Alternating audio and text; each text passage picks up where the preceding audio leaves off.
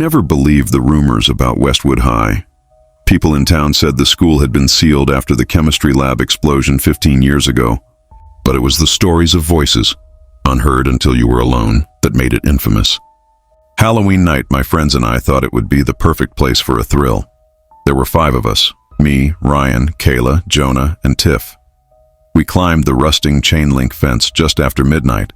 The air smelled of wet leaves and something sour, like old smoke. My flashlight beam cut through a mist that clung to the cracked pavement. Inside, the corridors were a maze of peeling paint and lockers dented from years of teenage boredom. I tried to laugh off the shiver in my chest. Just an empty building, I told myself. We were armed with phone lights and Ryan carried a crowbar for doors that might be stuck. The first sound came as a soft sigh behind us. We turned in unison. Nothing. Jonah grinned and muttered, "Wind through the vents," but his voice was too tight to sell it. We wandered deeper. My sneakers scuffed against linoleum slick with damp, every step echoing too loud. The smell of mildew thickened. I felt the weight of the place like the building itself was holding its breath. It started small. A whisper of my name. Mara. I swung around, beam slicing through shadows. Who said that? Everyone stared at me. Said what? Kayla asked. Before I could answer, the sound came again, clearer, stretched, as if spoken right beside my ear. Mara. Kayla went pale. Okay, I heard that one. Then came the others. Ryan. Jonah. Tiff. Each name slid through the hallway, overlapping until it became a chorus, soft at first, then rising until it was everywhere, above, below, inside the walls. The echoes tangled together like 100 mouths whispering at once. Ryan swung his crowbar at empty air. "Who's there?" His shout cracked, swallowed instantly by the sound. The lights on our phones flickered, a pulse like a dying heartbeat. One by one they winked out, plunging us into absolute black. I could taste metal on my tongue, sharp and cold. "Stay together," I said, reaching out. My fingers brushed fabric, Jonah's sleeve, Kayla's trembling hand. But where was Tiff? "Tiff!" Ryan called. His voice seemed to come from miles away. No answer. I fumbled for my phone, smacked it. The screen flared weakly, enough to reveal only fog and the vague outline of lockers stretching forever. Tiff was gone. Panic burned through me. "She was right here. She was just here." The whispers stopped. The sudden silence felt heavier than the noise. My heartbeat thundered, and in that stillness another voice bloomed. Not around me, but inside. "Mara, come closer." It wasn't sound. It was thought, invasive and intimate, curling behind my eyes. I gasped and clutched my head. Ryan staggered beside me. Do you hear it in your head?" Jonah whimpered. Kayla started to sob. I wanted to run, but every direction looked the same. We moved anyway, blind in the dark. My fingers grazed damp walls, the paint blistered like old skin. The air grew colder, the floor slick. Something wet dripped onto my neck, icy and thick. I smelled rust. Blood or iron pipes, I couldn't tell. The voice came again, louder, threading through my skull. "You brought her here. She's ours now." I bit back a scream. "Where is she?" I shouted to no one. My words were devoured by the void. Ahead, a faint light bloomed, sickly green, like underwater glow. We stumbled toward it. It led us to the old chemistry lab. Broken beakers littered the floor. The faint light came from a single exit sign, impossibly intact. Beneath it stood Tiff. Her back was to us. Her head tilted at an unnatural angle, listening. "Tiff!" Kayla rushed forward. Tiff turned. Her eyes were open but empty, pupils drowned in black.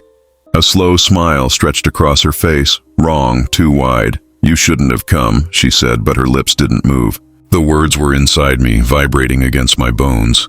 I grabbed Kayla, pulling her back. "We're leaving, now." Ryan raised the crowbar.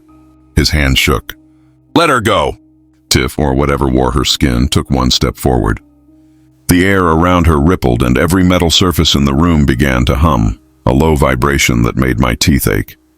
Glass cracked, splintering in a slow, deliberate rhythm. "Stay," the voice urged. "Stay and be remembered." I turned and ran. We barreled through hallways that seemed to shift and fold. Doors appeared where walls had been. The building rearranged itself, every corner leading us back to the same endless corridor. Jonah tripped and screamed. When I turned to help, he was gone, simply gone, as if the darkness had swallowed him whole. Kayla sobbed, clutching my arm. Don't stop, Ryan was behind us, breathing hard. Then a sharp metallic clang. His footsteps vanished. I didn't look back. At last, a faint blue glow appeared ahead, like dawn through cracked glass.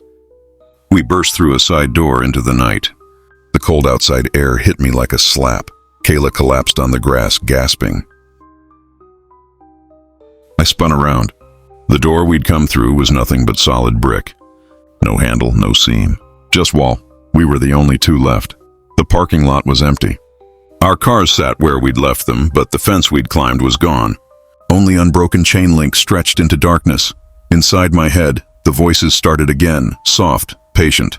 Mara, Kayla, stay with us. Kayla pressed her palms to her ears and screamed. Make it stop. I grabbed her shoulders. Don't listen.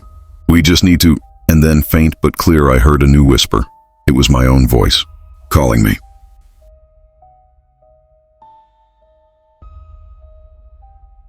Everyone in Hollow Creek knows the legend of the Academy Bell. They say it hasn't rung since the night the headmaster died 50 years ago, when lightning struck the tower and froze the bell in place. But each Halloween, someone swears they hear it toll at midnight. Just once. A low moan rolling over the town like a warning. I never believed it. Not until tonight. My name's Alex, 17, Ford Senior. We'd all been drinking too much cider around the bonfire behind the abandoned academy when the clock tower groaned. A single heavy gong cut through the cold October air. The sound vibrated in my chest, deep and wet, like something alive. My friends, Matt, Erica, and Jules went silent. We stared up at the tower. Its slate roof cut a jagged silhouette against the moon, windows black as dried ink. The huge bell, supposedly rusted solid, had moved. I could almost see it swaying. I'm checking it out, I said before I could think. Maybe it was the cider. Maybe the dare in Matt's raised eyebrows. But more than anything, it was the sound. It had felt personal. The oak door at the tower's base groaned when I pushed. Dust rained from the hinges. Inside, the air smelled of iron and old rain. My phone flashlight carved a weak cone through swirling motes. Don't be an idiot, Erica called from outside. Just ring us if it kills you. I smirked and stepped in. Their voices faded the second the door shut, swallowed by a thick hush. The temperature dropped like I'd opened a freezer. The spiral staircase waited, narrow stone steps winding upward around a hollow core. My breath plumed white. Each footfall echoed twice, like something followed a beat behind. Halfway up, I heard the second chime. Gong. The stone trembled beneath me. Dust sifted from the ceiling. I climbed faster. The tower should have been maybe 80 feet tall. I'd gone higher than that. My calves burned. The wooden handrail felt slick, as if coated in oil. I checked my phone, 12:10 a.m., but the screen flickered and died. A faint glow leaked from above. I kept climbing. Minutes stretched. Dozens of steps became hundreds. My heartbeat drowned everything. I should have reached the belfry by now, but the staircase twisted endlessly upward, each revolution revealing another just like it. I stopped to catch my breath. The air was heavy with a metallic tang like blood on a coin. I leaned over the inner rail and shone my light downward. The bottom was gone. Only blackness spiraled forever. Okay, I whispered to myself, voice shaking. It's a trick. Old architecture. I'm fine. Gong. A third toll, louder, vibrating through my ribs. The stone beneath my feet pulsed like a heartbeat. I ran. The steps felt steeper, narrower. My legs screamed. The glow above grew brighter, but never closer. A cold blue like moonlight on ice. Somewhere far below, muffled, I heard Matt's voice. Alex, you... See this? I froze. The sound didn't come from below. It came from inside the walls, stretched thin. Erica's voice followed, high and panicked. The tower, it's growing. I gripped the railing. The stone felt warm now, almost fleshy. A sick dizziness spun me. I pictured the tower stretching into the sky, bricks sliding upward like vertebrae. I didn't dare look out a window to confirm. Alex, come back, Jules shouted, her voice a faint echo. I'm trying, I yelled, but the sound died an inch from my lips. Absorbed by the stone, another chime thundered. So loud it drove me to my knees. Gong. The vibration crawled through my bones. Up into my teeth. I forced myself up and kept climbing. The staircase narrowed until my shoulders brushed both walls. The smell changed. Old rain replaced by something sweet and rotten, like fruit left to liquefy in the sun. My fingers slipped on the railing. When I pulled them back, they were wet and dark. Blood? Oil? It glistened without color. I started counting steps to stay sane. 50, 100, 200. My throat ached from breathing cold air. Each exhale came back warm, damp. Then, at last, I reached a landing. A massive wooden door waited, carved with symbols I didn't recognize. The blue glow bled from the cracks. The bell tolled again, a fifth time, rattling the hinges. My ears rang until I tasted copper. I pushed the door. The belfry stretched impossibly wide, an open circle of night sky. Stars blazed, too close and too many, like holes punched in black velvet. In the center hung the bell, huge and blackened, but swaying on its own. Beneath it, a rope dangled, frayed and damp. Someone stood beside it. At first I thought it was a man, but the figure's proportions were wrong. Too tall, arms like bent reeds, head cocked sideways. It turned toward me, and I saw no face, only a void that swallowed the starlight. "You came," it said, though its mouth never moved. The words slid directly into my skull. I couldn't breathe. "Who? What?" The bell remembers. It whispered. Each year it calls one to keep the climb. Behind me the door slammed. I spun and pounded it, but the wood had fused with the wall. The figure reached for the rope. It must ring. No. I lunged, but my body moved like I was underwater. Every motion slowed, stretched. The bell began to swing. Gong, the sound split the sky. Stars flared and bled red. The tower shuddered beneath my feet, but the figure didn't move. Just watched me with its absence of eyes.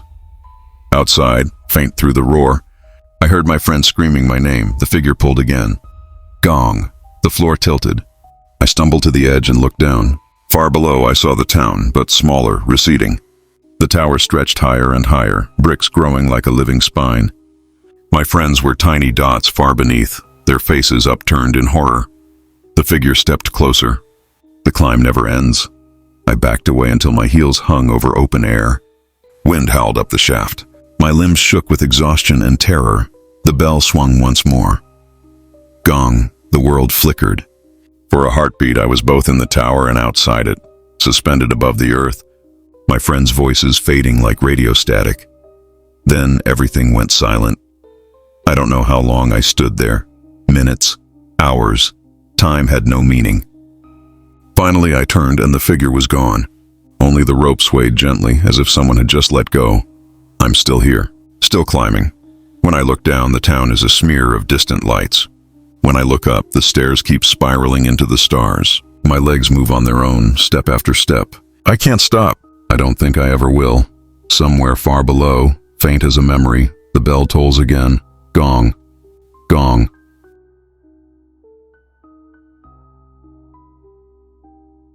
I never thought I'd be the kind of person to give in to dares.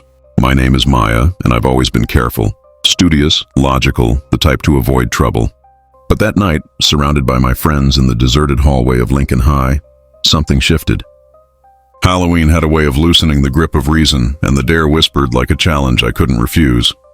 "Locker 47, Chris said, grinning in that way that made it impossible to refuse. "You're not scared, are you?" I shook my head, trying to laugh it off. My stomach churned anyway. "It's just a locker. What's the worst that could happen?" He shoved the combination lock into my hands, the metal cold and slick, as if it had absorbed decades of fear. The hall smelled of damp concrete and something sour, old metal left to rust. Dust floated in weak moonlight, streaming through broken windows, swirling around our shoes, and in the air that felt too still for a school. The locker had been here forever, older than any of us. Students whispered about it, legends passed down like warnings. Locker 47 was cursed. "Never open it," they said. Strange noises, reflections that weren't your own, students disappearing without a trace. I rolled my eyes, though my fingers lingered on the dial longer than necessary. I started the combination. 1 click, 2 click, 3. Each spin made a groaning metallic sound, faint at first, growing heavier, resonating through the hallway like the building itself was waking. My friends cheered softly, trying to make it sound like encouragement, but I noticed the tension in their hands and the way their smiles faltered under the flickering light. I hesitated on the final number. My heart thudded so hard it drowned out the echoes in the hall. "Okay," I whispered. "Here goes." The lock popped. The sound echoed unnaturally, stretching down the empty corridor, bouncing off every locker, every cracked tile, every peeling wall. I pulled the door open, forcing a laugh that felt more like a sob. Inside was only a cracked mirror. Dust layered its surface, dulling the reflection, but it was perfect enough to show me, frozen in the weak glow of my flashlight. And then I saw it. My reflection smiled. Not the nervous, forced grin I had plastered on my face, but a slow, curling smile that felt alive. My stomach dropped, nausea curling up my throat. I stepped back instinctively. The reflection did not mirror me. It tilted its head, eyes glinting as if amused. Okay, no. My voice was too loud in the silent hallway, echoing back at me like a scream trapped in a jar. Then it laughed. Not a normal laugh, but something hollow and metallic, reverberating through the mirror, through the locker, through the floor beneath me. I wanted to run, but my feet felt glued, my limbs sluggish, as though the building itself was holding me in place. Suddenly, every locker in the hallway slammed open at once. The sound was deafening, metal doors clanging like 1,000 tortured screams. The lights flickered violently, casting shadows that writhed across the cracked linoleum and peeling walls. I could feel the vibrations through my chest, through my teeth, like the building had lungs, and it was exhaling rage. I tried to run. My sneakers scrabbled against the slick tiles, each step sending a shiver up my spine. The locker doors flung open again and again, each slam closer than the last, forcing me backward. A cold draft wrapped around my ankles, smelling of iron and something rotting, dragging me toward locker 47. I wanted to fight it, to resist, but my legs moved on their own. Compelled. The cracked mirror shimmered like liquid, its surface rippling as if breathing. My reflection stepped forward, and I realized it wasn't a reflection anymore. It was something else. It had my face, but not my fear. Its eyes were black pools of amusement, its grin wider than should be possible, showing teeth too sharp. I stumbled back, tripping over a loose tile, scraping my palms against the cold floor. The whispers began, first soft, curling around my ears like smoke, then overlapping into dozens of voices, calling my name, mocking me, dragging every secret fear I had ever tried to bury to the surface. They were insidious, invasive, pressing against my skull, urging me closer to the locker. Chris screamed. I didn't dare look at him. The last thing I saw was the others frozen, their faces pale, their bodies tense, caught in whatever invisible grip the building had. I had to move. I had to survive. I scrambled backward, pressed against the wall, my flashlight slipping from my grip. It bounced across the floor, illuminating shadows that twisted like living things. The smell of rust and decay thickened, clawing at my lungs. The locker doors slammed again, harder, louder, like a hammer striking metal, echoing in a rhythm that rattled my teeth. Then the mirror vibrated. My other self leaned forward, its grin stretching impossibly. I could feel it inside my head now, whispering, tasting, knowing every thought I had. Stay with us, forever. I screamed and bolted, my lungs burning, arms flailing as the hallway stretched and warped around me. Tiles seemed to melt into darkness. Doors appeared where walls had been. Every turn led me closer to the locker, the whispers louder, now a chorus, a tidal wave of sound pressing into my bones. Jonah tripped and screamed. I turned, but he was gone, swallowed by the shadows. Kayla clutched my arm, tears streaming, trembling so violently I feared she would break apart in my hands. Chris vanished next, drawn by some unseen pull, leaving only silence that pressed down like water. I stumbled through the endless, impossible corridor until I burst through a side door. Cold night air hit me, sharp and biting. The smell of wet leaves and asphalt replaced the stench of decay. I looked back. The hallway was gone, replaced by a solid wall of brick. No lockers, no shadows, no whispers. I sank to my knees, trembling, trying to catch my breath. Kayla was there beside me, pale and shaking, but silent. We stared at each other, too terrified to speak. I know what I saw. I know what waited in locker 47, and every time I see a mirror anywhere, I feel it, watching, smiling, waiting for the moment I look away. Because one day it will reach through again, and next time I may not get out.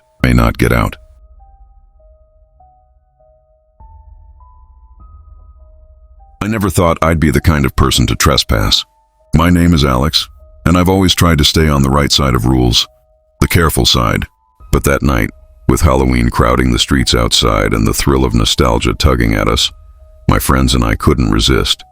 We were 3 years out of middle school, laughing about old crushes, failed pranks, and the long-ago punishments that had seemed so terrifying at the time. 4 of us, me, Jordan, Lily, and Mark, slipped through a broken window into Hillcrest Middle. Our old school, the air cold and damp, smelling of chalk, mildew, and the faint metallic tang of rusted pipes. It was disorienting.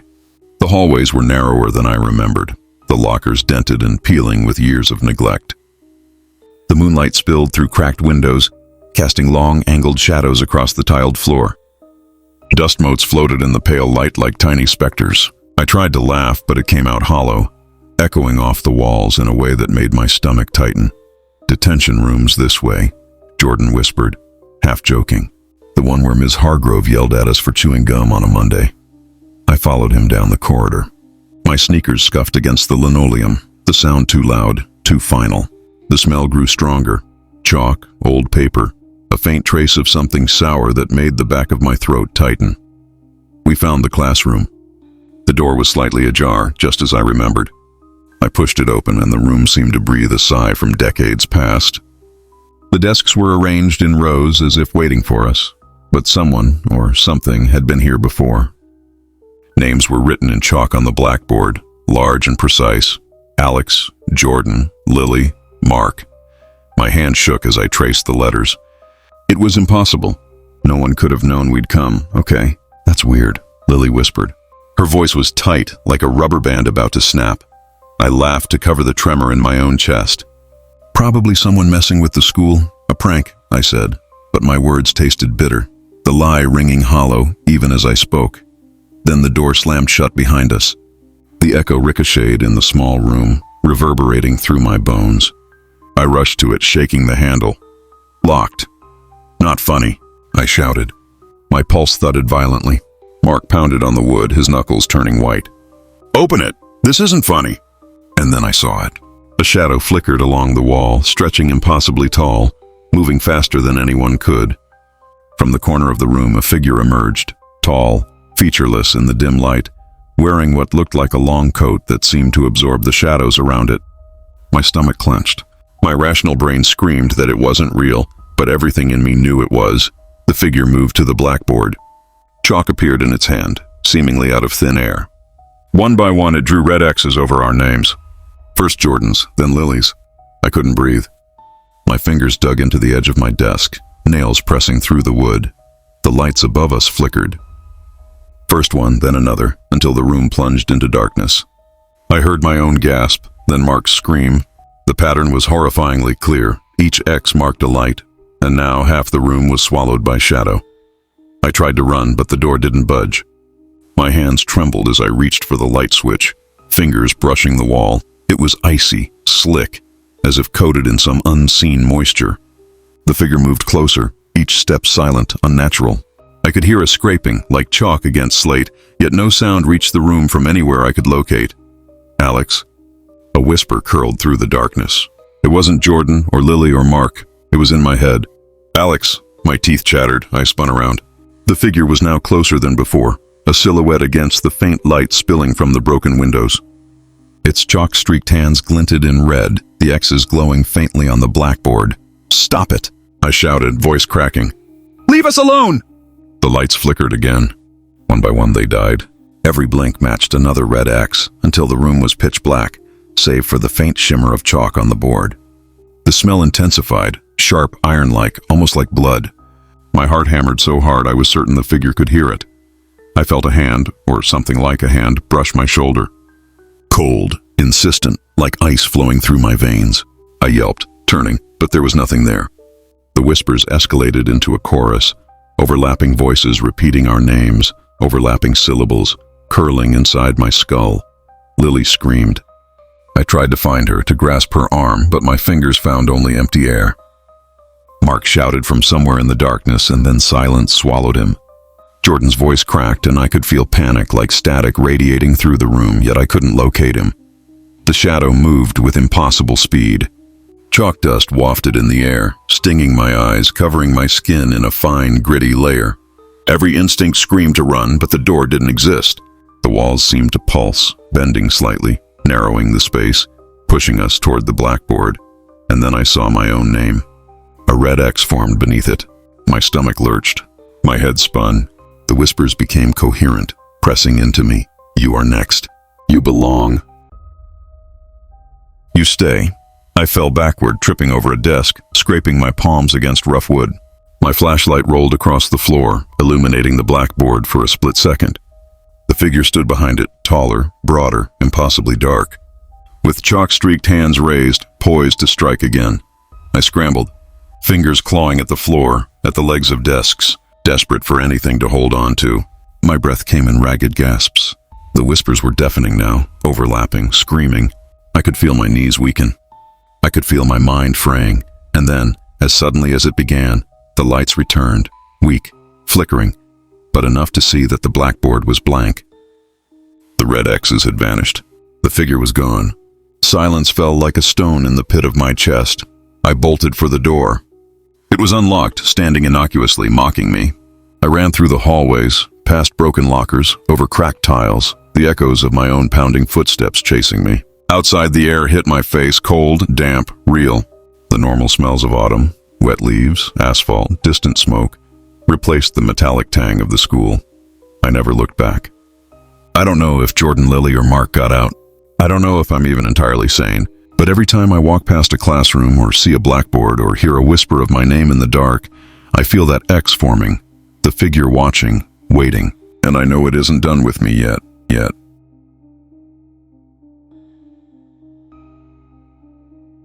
I've always been fascinated by abandoned places. My name's Tyler, and for years I've hunted forgotten buildings with a mix of curiosity and thrill-seeking. That night, with my friend Lena, we found ourselves standing in the shadowed remains of St. Agatha's Catholic School, a building left to rot after it was condemned decades ago. Moonlight barely pierced the grime-streaked windows, and the air smelled of wet stone, mold, and something faintly coppery, blood maybe, or just old pipes. The entrance was a cracked service door at the back of the school. We had to squeeze through, brushing cobwebs from our faces and clothes. Inside, the air was dense and cold, thick with dust. My flashlight beam danced across broken tiles, peeling paint and overturned desks. Every sound we made, the scrape of shoes, our own breaths, echoed through the cavernous hallways. I swear it's like the whole building is holding its breath. Lena whispered, voice trembling slightly. Yeah, I said, trying to sound braver than I felt. Let's just stick to the basement. That's where the janitor's office was. There might still be equipment down there, maybe old keys, lockers, stuff. The stairwell groaned under our weight as we descended. The steps were slick with grime. The smell changed, sharper now, a mix of mildew and something sour, metallic. I couldn't tell if it was decay or rusted plumbing, but it made the back of my throat tighten. The basement was a hollow, dimly lit cavern of shadow. Old filing cabinets leaned like crooked teeth against the walls. Broken mop buckets, coils of hose, and carts of forgotten cleaning supplies were scattered across the floor. And then it began, a faint jangle of keys. At first, I thought Lena was joking. Tyler, do you hear that? I froze. The sound was soft, like metal brushing metal, faint but distinct. Not random, it was deliberate. A rhythm, slow and teasing, moving closer. I don't see anything, I said, trying to keep my voice steady. My hand shook as I gripped the flashlight tighter. The keys jingled again, moving across the floor with no one behind them. My stomach dropped. It's coming from over there. I pointed toward a long row of storage closets. We stepped forward cautiously, flashlight illuminating chipped doors. Then, without warning, a single rusted key slid across the concrete, as if guided by an invisible hand. It clinked against the floor, stopping in front of one of the maintenance closets. Its metal surface glinted under the flashlight beam, and I felt a chill creep up my spine. Tyler, that's impossible, Lena whispered, her voice small, fragile. I swallowed hard. It's pointing at the door. I crouched and picked up the key. It was heavy, cold, rough with corrosion. The moment my fingers touched it, the jangle grew louder, resonating through the walls, though no one else was there. I held the key toward the door, hesitant. The lock was old, pitted with rust, but it slid in smoothly, turning with an almost eager click. My heart thudded in my chest. The air felt thicker now, like we had entered another dimension, damp and heavy, pressing against our skin.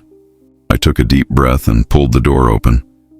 The closet was small, dimly lit by a single weak bulb hanging from the ceiling. Shadows pooled in the corners, stretching and twisting unnaturally. And then I heard it, a low humming. It was faint. At first, almost melodic, almost comforting, but not quite. It was a hymn, soft, deliberate, the kind of tune you remember from childhood, sung in a church on a Sunday morning, sweet and pure. But here, in this dark, forgotten basement, it felt wrong. Hollow, haunting. The humming grew louder. I could feel it in my chest, reverberating through my bones. Lena grabbed my arm, trembling. "Tyler, we shouldn't be here. We should leave." I nodded, heart hammering, but as I turned, the door rattled violently on its hinges, as if something or someone was trying to push it open from the inside. The humming swelled, layered now with whispers beneath the melody, indistinct but urgent, pressing against my mind like an invisible weight. I forced myself to focus on the closet, on the key in my hand. There was nothing visible inside, nothing that should be making a sound. And yet, the humming, the whispers, the rattle of the door, it was real. Too real. "Step back," I whispered to Lena. The floor beneath us felt colder now, icy, seeping into our shoes. The smell intensified. Iron and decay, old bleach and something far fouler I didn't want to name. Then I saw it. Shadows, not cast by anything but moving independently, pooling against the walls, curling like smoke, responding to the rhythm of the humming. They stretched toward us, licking the floor, climbing the walls, reaching. Lena screamed, backing away.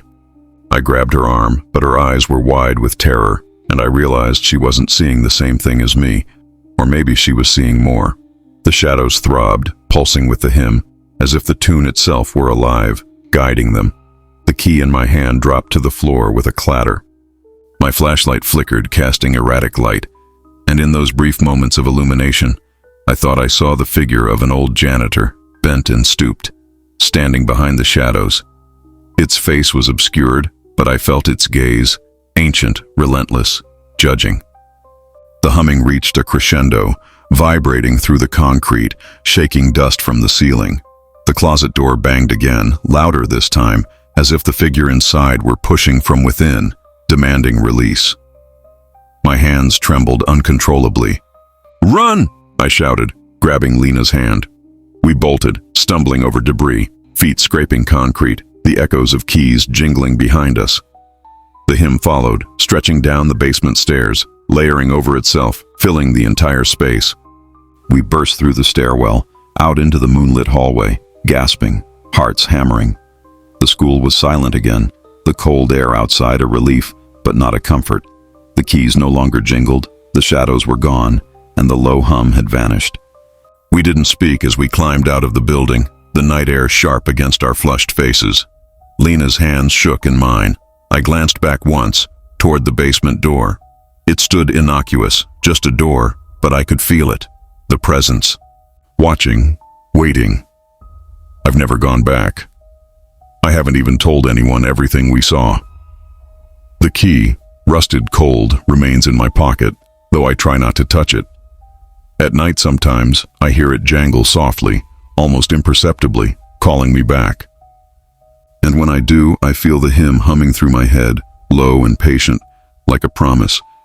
I know one day I'll have to go back. The basement is still there, waiting, and the janitor's keyring is still somewhere inside, and I'm not sure I'll leave next time.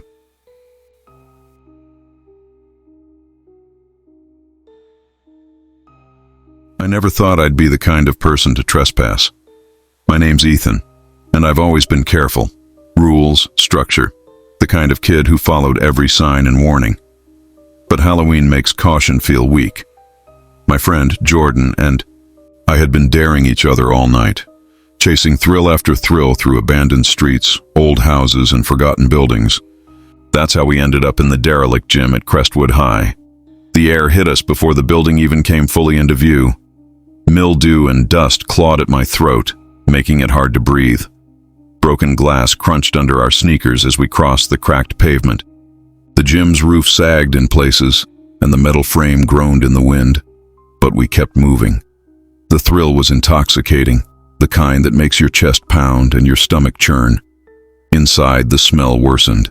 The gym smelled like everything had been left to rot for decades. Damp wood, moldy mats, the sour tang of sweat long since dried and gone rancid. The bleachers had partially collapsed, warped and splintered, but we found a corner that could hold us. Jordan lit the flashlight, and we huddled together, sharing warmth and fear. We started telling ghost stories, our voices trembling against the silence. Shadows stretched long across the cracked floor, and every scrape of debris or scuttling of rats set our hearts racing. The gym felt alive, breathing, listening. The beam of the flashlight danced across the far wall, where cracked mirrors hung in jagged fragments. I froze mid-sentence when the light hit them. For a heartbeat, the mirrors didn't reflect the gym, or us. They reflected a full audience, packed into the bleachers, silent and waiting. Their faces were pale, expectant, some smiling, some blank, all staring directly at us. I blinked. The image vanished. The wall was bare glass again, dust and cracks where the audience had been. "Did you see that?" I whispered. Jordan swallowed hard, his face pale. "Yeah, I saw it." I wanted to laugh, to tell myself it was a trick of the light, but instinct screamed that it wasn't. My skin prickled. Something about the way the spectators had looked at us, hungry, patient, made my stomach twist. The flashlight beam wavered as we leaned closer to examine the mirrors. One of the larger shards reflected us, but it didn't quite match. Jordan's eyes looked wider than they should. My smile stretched unnaturally. I recoiled, heart hammering. Then it began. A faint scraping sound. At first I thought it was just the broken bleachers settling, but it grew louder, deliberate like metal on glass, coming from the mirrored wall. I tried to stand, but Jordan grabbed my arm. "Don't move," he whispered.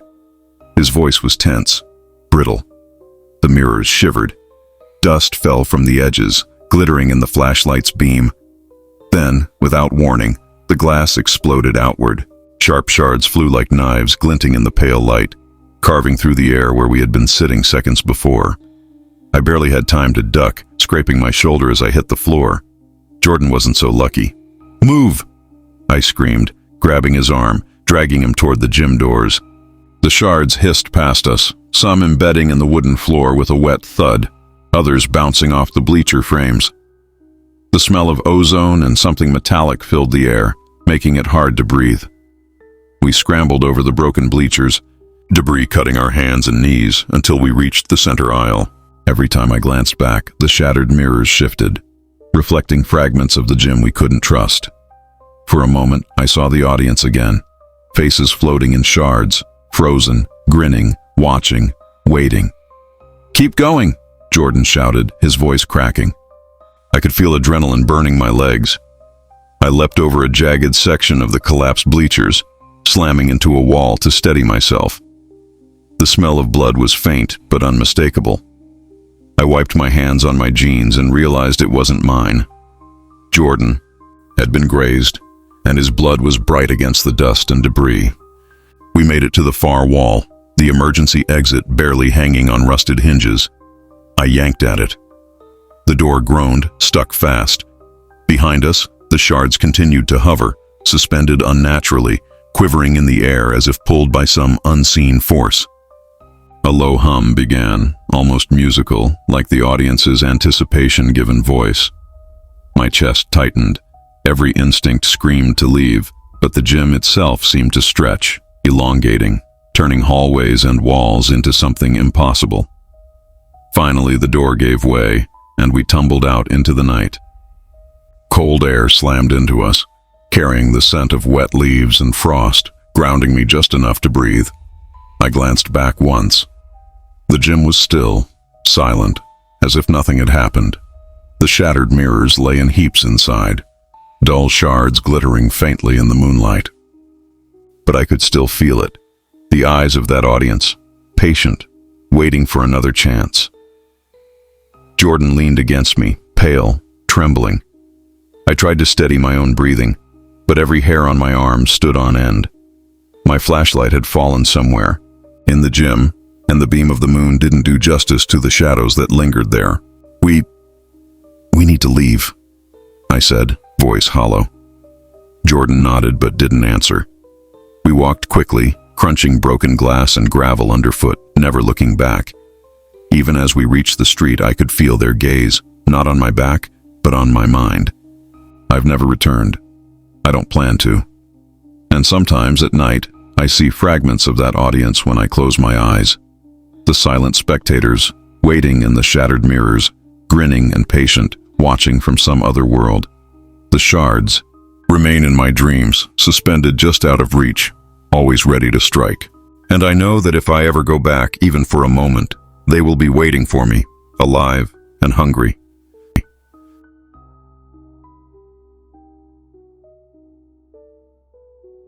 I never thought I'd be the kind of person to trespass. My name's Ethan, and I've always been careful. Rules, structure, the kind of kid who followed every sign and warning. But Halloween makes caution feel weak. My friend Jordan and I had been daring each other all night, chasing thrill after thrill through abandoned streets, old houses, and forgotten buildings. That's how we ended up in the derelict gym at Crestwood High. The air hit us before the building even came fully into view. Mildew and dust clawed at my throat, making it hard to breathe. Broken glass crunched under our sneakers as we crossed the cracked pavement. The gym's roof sagged in places and the metal frame groaned in the wind, but we kept moving. The thrill was intoxicating, the kind that makes your chest pound and your stomach churn. Inside, the smell worsened. The gym smelled like everything had been left to rot for decades. Damp wood, moldy mats, the sour tang of sweat long since dried and gone rancid.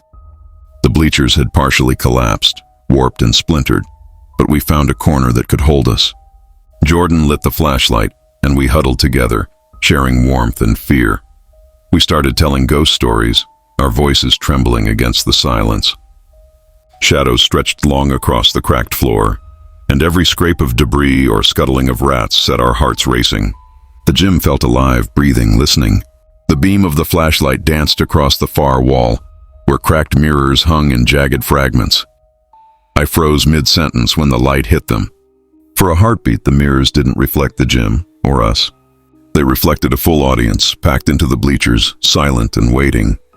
Their faces were pale, expectant, some smiling, some blank, all staring directly at us. I blinked. The image vanished. The wall was bare glass again, dust and cracks where the audience had been. "Did you see that?" I whispered. Jordan swallowed hard, his face pale. "Yeah, I saw it." I wanted to laugh, to tell myself it was a trick of the light, but instinct screamed that it wasn't. My skin prickled. Something about the way the spectators had looked at us, hungry, patient, made my stomach twist. The flashlight beam wavered as we leaned closer to examine the mirrors. One of the larger shards reflected us, but it didn't quite match. Jordan's eyes looked wider than they should. My smile stretched unnaturally. I recoiled, heart hammering. Then it began, a faint scraping sound. At first I thought it was just the broken bleachers settling, but it grew louder, deliberate, like metal on glass, coming from the mirrored wall. I tried to stand, but Jordan grabbed my arm. "Don't move," he whispered. His voice was tense, brittle. The mirrors shivered. Dust fell from the edges, glittering in the flashlight's beam. Then, without warning, the glass exploded outward. Sharp shards flew like knives, glinting in the pale light, carving through the air where we had been sitting seconds before. I barely had time to duck, scraping my shoulder as I hit the floor. Jordan wasn't so lucky. "Move!" I screamed, grabbing his arm, dragging him toward the gym doors. The shards hissed past us, some embedding in the wooden floor with a wet thud, others bouncing off the bleacher frames. The smell of ozone and something metallic filled the air, making it hard to breathe. We scrambled over the broken bleachers, debris cutting our hands and knees, until we reached the center aisle. Every time I glanced back, the shattered mirrors shifted, reflecting fragments of the gym we couldn't trust. For a moment, I saw the audience again, faces floating in shards, frozen, grinning, watching, waiting. "Keep going," Jordan shouted, his voice cracking. I could feel adrenaline burning my legs. I leapt over a jagged section of the collapsed bleachers, slamming into a wall to steady myself. The smell of blood was faint but unmistakable. I wiped my hands on my jeans and realized it wasn't mine. Jordan had been grazed, and his blood was bright against the dust and debris. We made it to the far wall, the emergency exit barely hanging on rusted hinges. I yanked at it.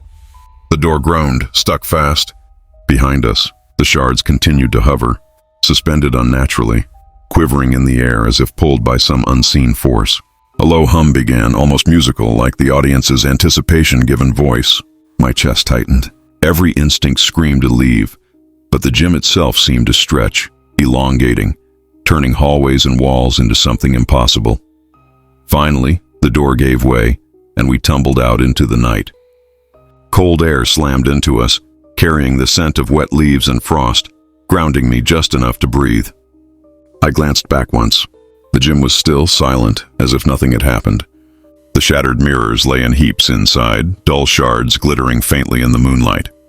But I could still feel it. The eyes of that audience, patient, waiting for another chance. Jordan leaned against me, pale, trembling.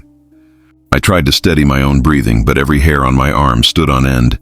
My flashlight had fallen somewhere in the gym, and the beam of the moon didn't do justice to the shadows that lingered there. We need to leave," I said, voice hollow. Jordan nodded, but didn't answer. We walked quickly, crunching broken glass and gravel underfoot, never looking back. Even as we reached the street, I could feel their gaze, not on my back, but on my mind. I've never returned.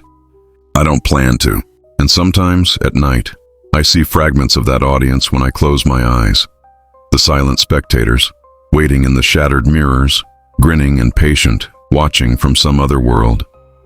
The shards remain in my dreams, suspended just out of reach, always ready to strike, and I know that if I ever go back, even for a moment, they will be waiting for me, alive and hungry. Alive and hungry.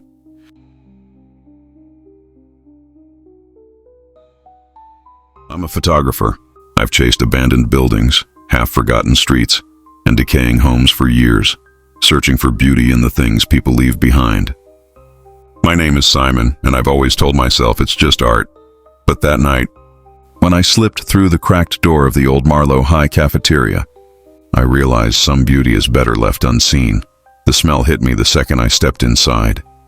It was thick, cloying, almost tangible, like a miasma that wrapped around my throat and made me gag.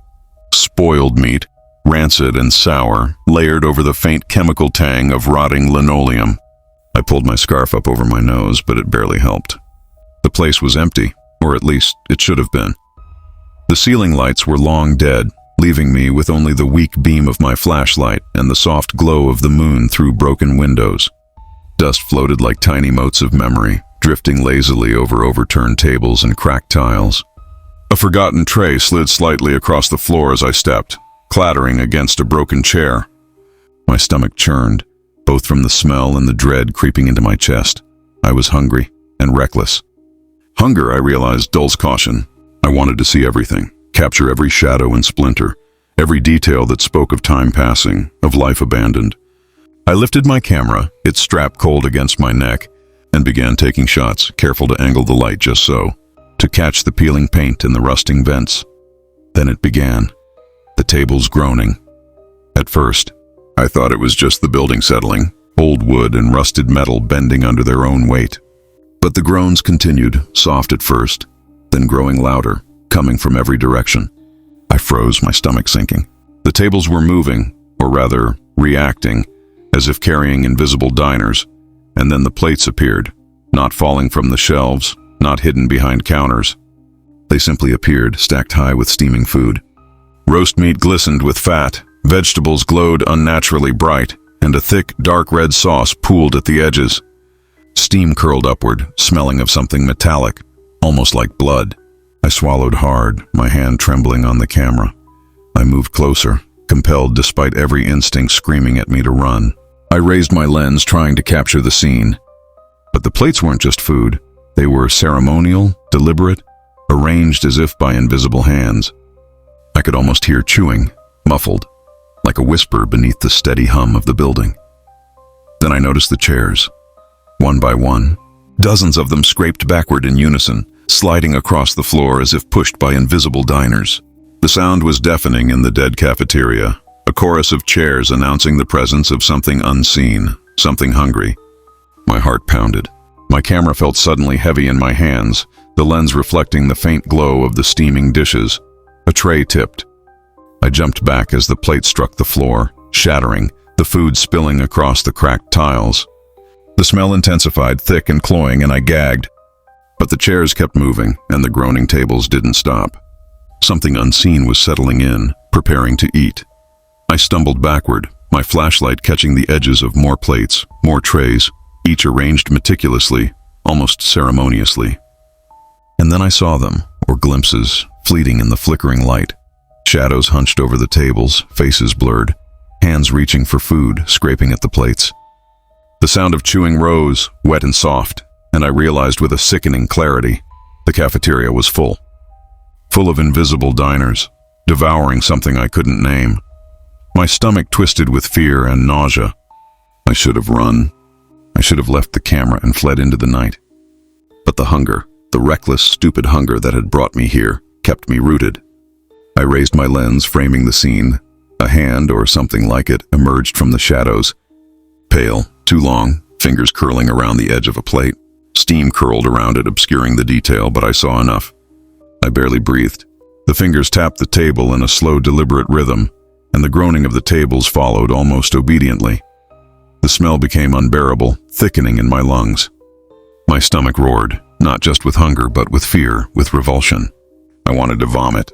I wanted to scream. But I was alone, and yet I wasn't.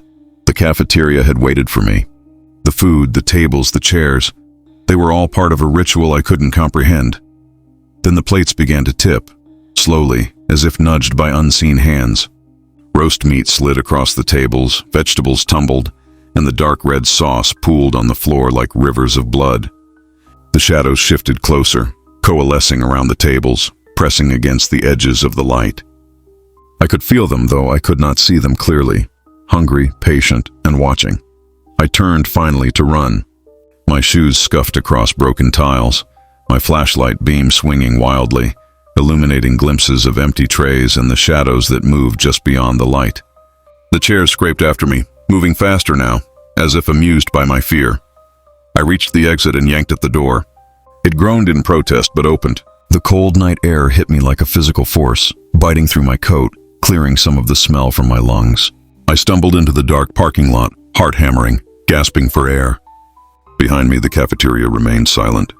The smell was gone, or at least dulled, but the memory of it lingered, thick and metallic in my mouth. I never went back. I never spoke of what I saw, not to friends, not to anyone. The camera I carried that night was gone, but I remember every frame, every steaming plate, every scraping chair, every groaning table. And at night, sometimes, I think I hear it. The quiet scrape of chairs across cracked linoleum, the faint hiss of food sliding across plates, and the whisper of invisible diners waiting for the next fool brave or hungry enough to enter the cafeteria. Somewhere, I know, it still waits.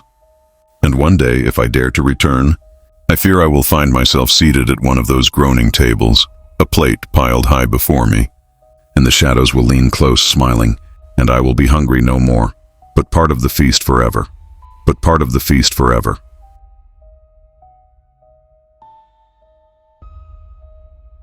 I've always been drawn to abandoned places.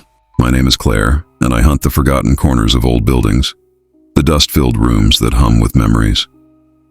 That night I was with 3 friends, daring each other to explore Crestwood Academy, a school left to decay for decades. The old music wing was at the far end of the building, locked behind warped double doors, but that only made it more tempting. The air changed as soon as we crossed the threshold. It was heavier, thick with the scent of mildew and varnish, tinged with the metallic tang of rust. Dust floated in beams of moonlight streaming through broken windows, settling on a grand piano that stood alone in the center of the room. Its black lacquered surface was dull, scratched, and layered with a thick film of dust, yet despite the decay, it retained an elegance that made my chest tighten. "Come on," said Jeremy, his voice almost bouncing with adrenaline. "Who's brave enough to play it?" "No one," I muttered, eyes fixed on the piano. "It's weird. Don't touch it." But the dare had been issued. One by one, my friends approached, brushing off the dust with nervous fingers. Lily lifted the lid slightly, revealing yellowed keys that gleamed faintly in the weak light. I could feel the room holding its breath. "Just one note," she whispered, almost reverently. Her finger pressed down, and then it started. Not a single note, not even a chord, but an entire melody emerging from the piano itself. It was beautiful, ethereal, hypnotic, but wrong. There were too many notes, too many keys striking at once. It swelled and pulsed, echoing off the cracked walls, the sound filling every corner of the room and even leaking down the hallways. My stomach churned. "Stop!" I shouted, but the piano didn't obey. It played faster, higher, cascading into a torrent of sound that seemed alive. The room vibrated, the dust lifting into swirling columns. My friends froze, pale and wide-eyed, as though the music itself had frozen them in place. I stepped closer, hand outstretched, wanting to understand, to touch the keys myself. But as I did, I felt it, a pull, subtle at first, tugging at my chest, my mind. The melody was not just sound. It was pressure, a force that pressed against my thoughts, echoing within my skull.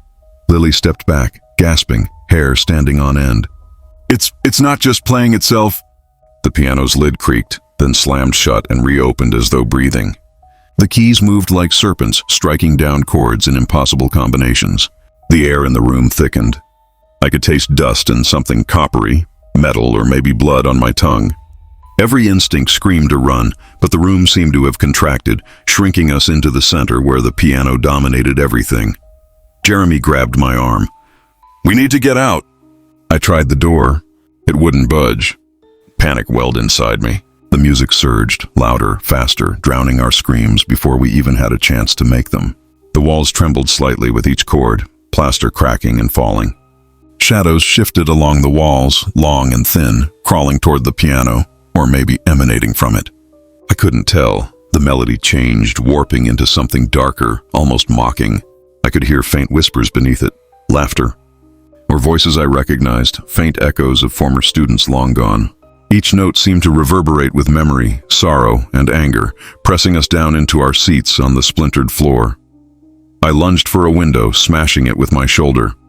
Cold air bit into my skin, but even as I climbed through, I felt a force tug at my feet, a vibration that pulled me back toward the piano. I yelped, jerking free, landing on the cracked tiles outside the room. My friends tumbled after me, shaken, coughing from the dust and the sudden chill. We ran down the hallway, flashlight beams bouncing wildly across peeling paint and broken lockers. Behind us, the music continued. Though faint now, it seeped out of the room, wrapping around the corners, following us like a predator. My ears rang with the impossible chords, and I felt it in my chest, an invisible pressure that made breathing difficult. Did we just imagine that? Lily asked, voice trembling. But even as she spoke, I saw the shadows move in the doorway we had just fled. Dark, sinuous, coalescing around the grand piano, waiting. "No," I said firmly, though my voice cracked. "We didn't, and it's still there." We stumbled out of the music wing, finally into the central hallway, the moonlight outside pouring through shattered windows. The building groaned as if protesting our escape. Behind us, from deep within the music room, a single note struck, a low vibrating tone that shook the air and resonated through my bones. It was a final note, deliberate, like a warning. I haven't returned since. The building is condemned, sealed, but sometimes I dream of it. I dream of the piano, the impossible melody, and the shadows coiling around its keys. I hear it in my sleep, faint at first, then swelling into full chords, and I wake with my ears ringing, heart hammering, the taste of dust and metal in my mouth. I can't tell anyone. They'd think I'm crazy, but I know what I saw. I know what I felt. The music room waits. The piano waits. And the final note, it never truly dies. Some nights I swear I can hear it outside my window, whispering for me to return, to play, to finish the melody that was never meant to end. And I know that if I ever do, I might not come back. I might not come back.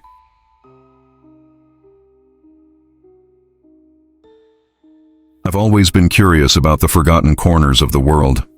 My name is Emily, and I spend most of my free time wandering abandoned places, drawn to the quiet, to the dust that settles where life has moved on. That night, Halloween, I found myself in the old Crestwood Public Library, a building left to rot after a fire had gutted most of its second floor years ago. My friends thought I was reckless. Maybe I was. But the thrill, the solitude, the sense of uncovering something no one else had seen, it was irresistible. The front doors were chained, but old wood gives way easily with enough pressure. I slipped inside, my flashlight cutting through the darkness. The smell hit me immediately. Damp paper, mold, and a faint, coppery tang that I didn't recognize at first. Dust motes floated in the air like tiny stars, disturbed only by the beam of my light and my own movement. Shelves leaned at odd angles, books torn, pages yellowed and curling. A shiver ran down my spine, part fear, part excitement. I wandered deeper, drawn to the remnants of the second floor where the fire had spared a single wing. The hallway was narrow, lined with broken windows that rattled softly in the cold wind outside. At the end, a small library room remained surprisingly intact. The floorboards creaked under my boots. The walls were streaked with smoke damage, and the air was heavy with a musty, almost metallic smell. And then I saw it, a yearbook, sitting pristine atop a dust-covered table. It was impossible. Everything around it was charred and decayed, yet this book looked untouched, as if it had been waiting just for me. Its leather cover gleamed faintly under my flashlight. I hesitated, heart hammering, but curiosity overrode caution. I opened it. The first pages were blank, then slowly, photographs began to appear. Faces of students, familiar ones, yet strange. They weren't historical. They were current. I blinked, trying to focus. And then my stomach dropped. One by one, the yearbook showed my friends. Each photo was identical to how they looked tonight. Their eyes, their smiles, even the exact clothes some of them were wearing. Under each photograph, in neat black script, were the words, "In Memoriam, Halloween Night." I dropped the flashlight for a moment, fumbling to hold the book closer. My fingers shook as I flipped through more pages. There were dozens of faces, all of them alive in my life today, yet here in the book, they were already dead. I called out softly, my voice trembling. "Hello, guys. Is anyone here?"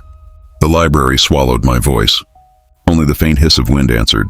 My pulse was racing. I couldn't look away. Each turn of the page deepened the sense of dread coiling in my chest. I recognized everyone, even people I hadn't seen in months.